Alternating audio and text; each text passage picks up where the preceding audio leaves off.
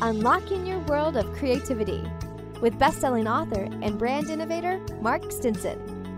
Mark introduces you to some of the world's leading creative talent, from publishing, film, music, restaurants, medical research, and more.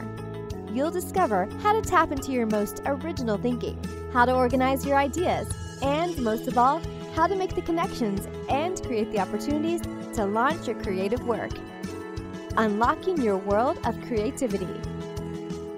Today, I've got a terrific guest who really combines that personal passion for creativity with the expression of that creativity in a lot of different ways, especially in the company and corporate world that he works in. My guest is Andrew Embry from Indianapolis. Hey, thanks so much for having me here. I'm really excited about our conversation today. And you've got such great energy. And Andrew, this pursuit of creativity, both as a personal passion, but also how you bring that creativity to work. How does that overlap work for you these days, especially in a time where we're working remotely and sometimes we can't always count on the creative energy of either our workspace traditionally or our work team? You know, it's really interesting. Not only are we working remotely, but the lines between work and home are blurring more and more and more. Like as we're chatting right now, I'm working from my bedroom/home office, right? Yeah. And so I think for me, the biggest challenge is making sure I'm getting enough energy to fill my bucket to keep the creativity going. Mm-hmm. And maybe that's getting up and taking walks. Maybe that's making sure I work out in the morning. Maybe that's taking a break during the day just to go play with my kids. I have 2 little daughters. And if you want creativity in a nutshell, just go hang out with a kid for 5 minutes and they'll get all the energy you need. You can gather that energy, then it becomes so much easier to bring it into wherever you are. It's wonderful. And Andrew's been publishing a blog for, several years now. I kept scrolling to find the end, and it's a never-ending source of creative inspiration. Yeah, Andrew's blog is called Striking Matches, Igniting New Ideas and Expanding the Way We Think About Things. And Andrew, you post all sorts of great articles about, curiosity and exploration, but also techniques and tools to really spark creativity. Tell us a little bit about where you get your ideas for the blog. Yeah, I appreciate that. And I was thinking just myself, the blog is almost 9 years old now. So amazing. 9. And so I'm very, very proud of that and the consistency of writing. As far as the ideas, I think it starts with this creative mindset. And what I explain to people, because so often they're like, oh, you're so creativity. Like, where does it come from? Well, it begins with this mindset of believing that there is a story and there's a beauty hidden inside of everything, right? And if you believe that it's hidden there, all it is for you to go and find that story and uncover it a little bit.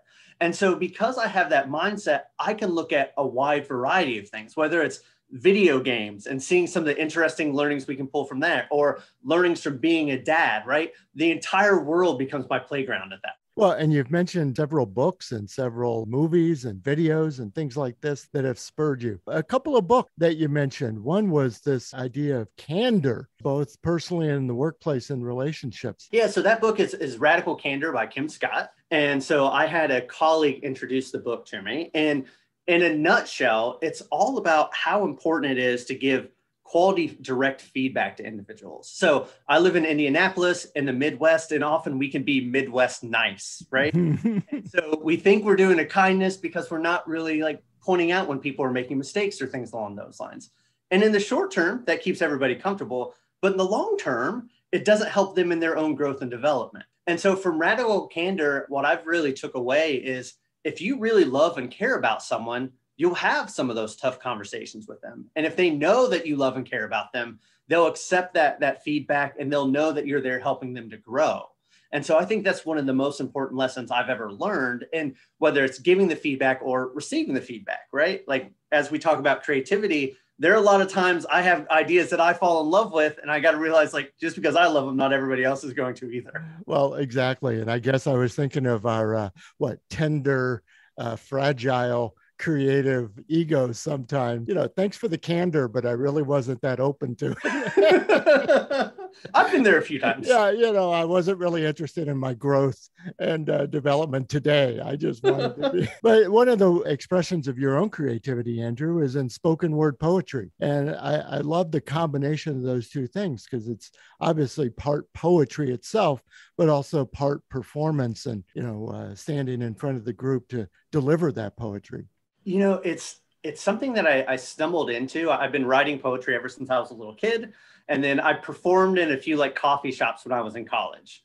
After that, I got my first job. I moved up to Wisconsin and I found that there were competitions. So I started doing the competitions, and it was so fascinating because that's when I really began to find what my voice is and really hone in on who I am as a performer, as a writer, as an artist.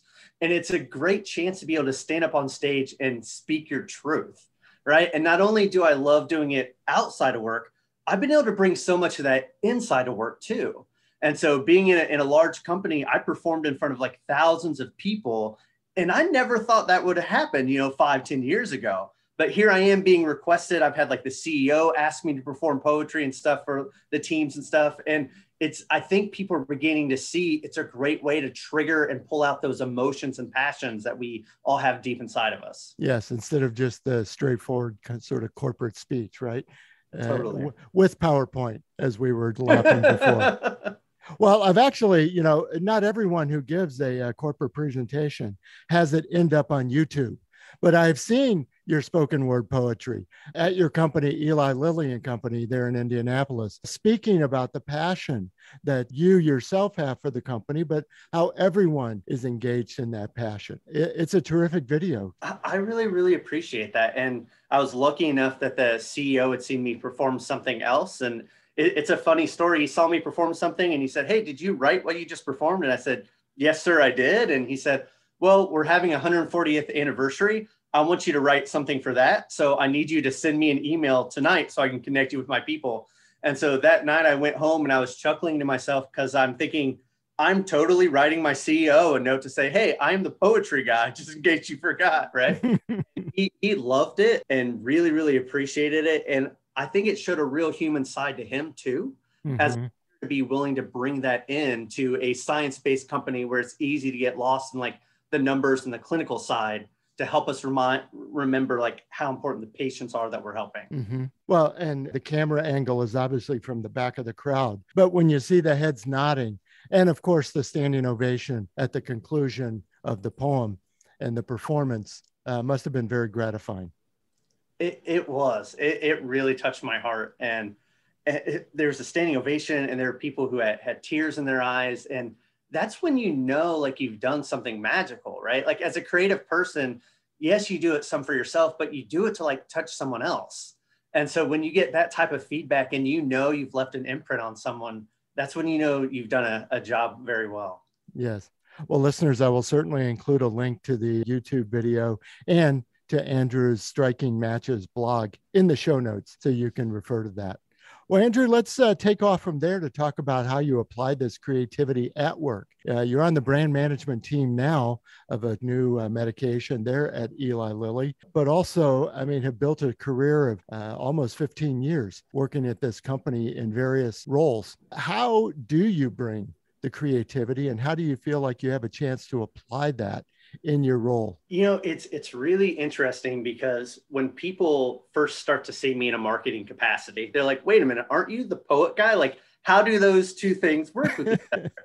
and it takes a minute for me to say, if you really think about it, writing and performing poetry is about understanding someone and their perspective really well, and then using words to pull feelings out of them, right?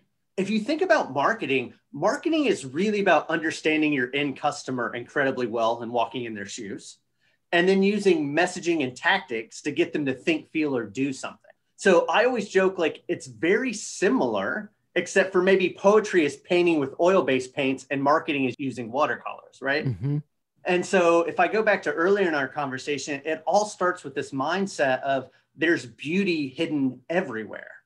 And so in my marketing case, the beauty is hidden in the patients that we serve and the doctors that we work with, and really understanding them and their mindset and their struggles and their challenges, And once I can really step in their shoes and embody them, then I can see the world from their eyes and find the creative solutions to help move them along to where they want to be. Mm-hmm. And you're really taking it from a very empathetic understanding the patient and the doctors as people. This is maybe contradictory to some people, but when market research, it is about the numbers or how many people clicked or how many people agreed with us or how many people gave it a 10. But you've really brought it down maybe to the heart level instead. Yeah, definitely bring it to the heart level. At the same time, all the numbers and the data, they help tell the story too. Mm-hmm. Before I was in marketing as I am now, I was in market research. And I love market research because I could combine all of the qualitative interviews that were totally about the heartstrings, as well as all this survey data. And once you begin to synthesize and triangulate, you begin to paint a full picture of a person. So I'd say you need both sides of those things. And part of the creativity is not just generating new ideas, but figuring out new ways that those dots can connect to each other. Well, and in your industry, particular pharma and biotech, but really in all industries, there's traditional and almost infamous, sometimes conflict between that analytical, you mentioned scientist, and with very clinical thinking process, and this creative what if, but really, aren't they both innovation? Aren't they both creativity? They are both creativity. And what's interesting is so many people say, Andrew, you're so creative. I wish I could do the stuff with words that you do. And then I go look at the analytics people and I say, I wish I could work the data the way that you do. Yes. Right? Because you're able to turn all these ones and zeros into answers that actually matter, right? They're using creativity in an entirely different way. And I think part of what I've learned throughout my career, my journey is if you can help people see how they're using their own style of creativity, then they can see how much that's valued and they can lean into who they are and bring even more value to like you and your team. And what about this, the amount of creativity and passion that maybe goes into marketing these new pharma innovations? They see a commercial on TV at night and think that that's what it's all about. But lift the hood a little bit and tell us about how the drugs really do come to market and how those are serving patients. Yeah, it really all starts with understanding the patients and their needs. And like I said before, really walking in their shoes, right? Because for any product out there, there's a functional benefit, but there's also the social and emotional benefits as well. My iPhone allows me to make phone calls and stay connected on the internet, but it also allows me to feel cool because it's an iPhone and it does all these other things, right? And so as we're thinking about drugs, yeah, the clinical information is incredibly important. And that really matters because if you don't have something that's efficacious and works, then it's not going to be good for the patients. But as you go from drugs to developing brands, it's how do we use those insights about the patient to really tap into what motivates them from an emotional level? Because it's not just that the drug helps treat the disease, but the drug helps to treat the disease, which then enables that patient to go do something else. I help treat a disease so my grandma can have more time with her great grandkids, right? Mm-hmm. Treat a disease so my mom has more days where she's feeling good about things. And so that's what we're really focused on. It's the outcome of being able to treat that disease and being able to bring some of that to life so people can envision what a better life could be for them. Well, and Andrew, on a brand management team, you're also surrounded by a lot of other people who are applying maybe different parts of their creativity. I love that one of the books that you mentioned in your blog was The Six Thinking Hats by Edward de Bono, a book that has had tremendous impact on me and my creativity in my career. Do you really see that diversity? We often use this term now to mean a lot of different things in HR language, but the diversity of creative thought is so important as well, isn't it? It is. Just yesterday, I was in a meeting and you had the brand managers, you had what we call the omni-channel managers who were thinking about all the various channels. So digital, source of authority, things like that. We had our sales leaders on, right? We had medical, legal, regulatory on. Everyone's on there talking at the same time, sharing their own creative insights. And then as a group, we're trying to navigate all of that because all of it's valuable input. And then it's a matter of how do we bring it all together into something that can create that secret sauce that really helps us be successful out in the market. Wonderful. And let's think about the future. I think all of us are now thinking about what the future holds, when we're all back interacting in a little bit more personal connectedness. But for you and your work, what do you see? Oh, that's a really, really good question. I think we're still trying to just make sense of the world as it's changing now. And so as we kind of sort through all this, I think there are marketing innovations of we're going to have to be more digital than ever. And we're going to have to meet customers where they are more than ever. And I think everyone's trying to move that way. I also believe there will be a resurgence, if you will, of how important that human to human contact and relationships are. I know I miss going into the office for the deep relationships I have, but also just those short little interactions where I see somebody and make a joke because I haven't seen them for a long time, right? And so I think it will be a combination of both of those things that we'll have to figure out how we begin to navigate through. I think the other thing, and we talked a little bit about this around data, we're getting more data than ever now. And so how do we use machine learning to help us turn that data into insights that we can use to be better? And I think that's something that all industries are sorting through and trying to figure out how to do. Well, Andrew, I couldn't help but think that you're probably got something on your laptop or something in your notebook that you've been working on. Could I put you on the spot and have you share a little bit of your work so people get a flavor of that creativity? I would absolutely love to share something. So this is a poem called Bringing Love into Work. And as we talk through our interview, I'm all about bringing your full self into work, bringing your creative passions and things. And something I'm very passionate about is loving and deeply caring for other people. And so bringing love into work, here is the poem. Someone once told me they didn't think I should discuss love at work. Love doesn't fit in corporate America. It might make people feel uncomfortable. It's too pie in the sky, too squishy, too soft. My response, 1, I'm sorry to anyone who feels uncomfortable when I talk about love. I do not apologize for the discomfort. I'm sorry for what that discomfort means for you. If love makes you uncomfortable, maybe you've never been loved before. If so, it must be startling to see love popping up in unexpected places, like seeing a peacock at a grocery store. It's wild and powerful and beautiful, but you don't know how to process what's happening. As this majestic bird walks towards you in the canned good aisle, see, you're not used to seeing extraordinary things in places you believe are supposed to be ordinary. This says more about our environment that you live in than it says about you. It's not your fault. I do not blame you. Maybe you have loved and been heartbroken, the wound's still fresh, and every time you see love, it rips part of the scab off. To defend yourself, you decide this can't be real, like a mirage in a desert, offering clear blue waters you waste away from dehydration, lying on unforgiving sand. I assure you it's real. But I won't ask you to believe me. Only believe me when you feel my actions have given you sufficient proof. I can be patient. I will keep showing you love. 2, love is pie in the sky? Really? Do you believe love is rainbows and butterflies, blue skies and unicorns? Do leaders show your love with relentless positivity with their heads in the clouds as they walk through fields of landmines and challenges? That's not love. That's refusing to live in reality, dangerous daydreaming, selfishness, believing that gravity doesn't apply to you. Love is the tension of paradox. It's dreaming of blue skies and having both feet on the ground. Love is leaders who see the horizon and the mud who we will wade to get there, the possibilities infinite like stars, and the heartaches and jagged rocks we will encounter on our journey. Love is seeing the top of the mountain and acknowledging when our hearts are sunk deep in the dark pits of a valley. Love is feeling despair and tapping into the strength to move forward. Love is the grittiest, most real, and most powerful thing I've ever experienced. Your pie in the sky has no part in my love. 3, love is too squishy? We must be talking about different things. Squishy is the jellyfish spine of a leader who lacks principles, who never has the hard conversation, gives smiles, but never true feedback. Their people feel good, but it's only because they don't know they're being lied to yet. See, love may be hard to define, like care, compassion, and being supportive, but love is not squishy. Love is a strong backbone and steel gaze as you stare someone in the eyes and tell them the truth that they don't want, but the truth they need. This truth might be hard to swallow, but their heart will thank you. 4, love is too soft? It's a soft skill and has no place in the hard world of business filled with cold, hard data, cold, hard financial figures, cold, hard metal, cold, hard machines, and people you wish were cold, hard machines. I think that's what you're saying, right? But businesses are filled with messy, glorious, imperfect, warm humans trying to work together and navigate the chaos. There's nothing soft about leading. There's nothing soft about love.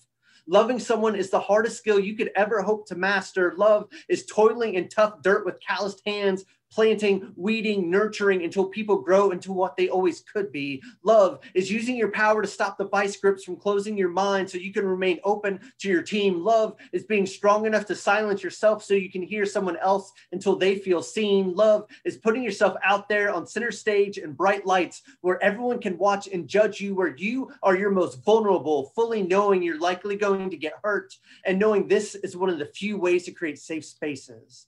Love is committing to all these things and more, day in and day out. There's nothing soft about a task so hard, a bond so powerful. 5, I will not blame you if you choose not to bring love into your work. It's scary, it's complicated, it's hard. People are worth this commitment. So I'll keep bringing love into work, and I'll keep loving you too. Andrew, so powerful. I really appreciate that. You know, podcasts are a funny thing. There's no such thing as ratings like radio. So I have no idea if 100 people heard that or thousands of people heard that. But I know somebody needed to hear that today who needed to bring love into work. So I appreciate you sharing that. Hey, thanks for giving me the chance to share. And as long as it touches one heart, that's all that matters. That's right. One at a time. Well, listeners, I hope you've gotten some creative inspiration from this conversation. I've really enjoyed it, Andrew. My guest has been Andrew Embry. He's a brand manager at Eli Lilly. Even more, he's a creative spirit. He's the author of a blog, Striking Matches. He's a spoken word poet and the marketing poet. I love the combination of those two things. That makes a great back of the business card kind of description of you. Well, hey, thanks so much. It's been my pleasure. Really enjoyed our conversation. Absolutely. So listeners, be sure to check out the show notes for a lot of links that I'll be sharing about Andrew and his creative work. And then come back again, of course, next episode. We'll continue our around the world journeys. We'll be stamping our passport in places literally around the world as we talk to creative practitioners about how they get inspired for their work, how they organize that work, and then how they gain the confidence and the connections and create the opportunities to launch their work out into the world. So until then, I'm Mark Stinson, and we've been unlocking your world of creativity. Unlocking Your World of Creativity with best-selling author and brand innovator Mark Stinson. This program was produced by BSB Media, creators of IntelliKey Leadership Stories, Unlocking Your World of Creativity, and thepeaceroom.love. We've created a special offer just for listeners of the podcast. You can get the book, A World of Creativity, for a special price of $5.98 for paperback, and the Kindle version is only 99 cents. Go to mark-stinson.com to take advantage of this special offer. Our podcast is supported by Adobe and the Adobe Creative Cloud, the world's best creative app and services, so you can make almost anything you can imagine wherever you're inspired.